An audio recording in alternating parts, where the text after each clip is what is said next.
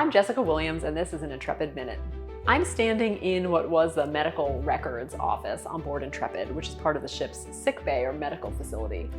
We're in the midst of a long-term project to open sickbay to visitors, and one of the things that we're going to do is take a look at these spaces that are now empty and think about how to bring them back to life.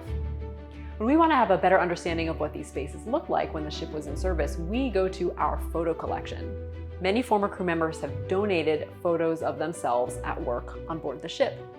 So we take these photos and we look for small details in them. It could be pipes against the wall or overhead. It could be things painted on the walls. It could be fixtures and equipment and furniture. And we try to now understand, looking at the photo, what things we need to find to help bring the space back to its historic appearance. Slides and film and photographs donated from our former crew members are critical in our ability to help us tell the story of Intrepid and bring these spaces back to what they looked like 50 or 60 years ago. Stay tuned for the next Intrepid Minute.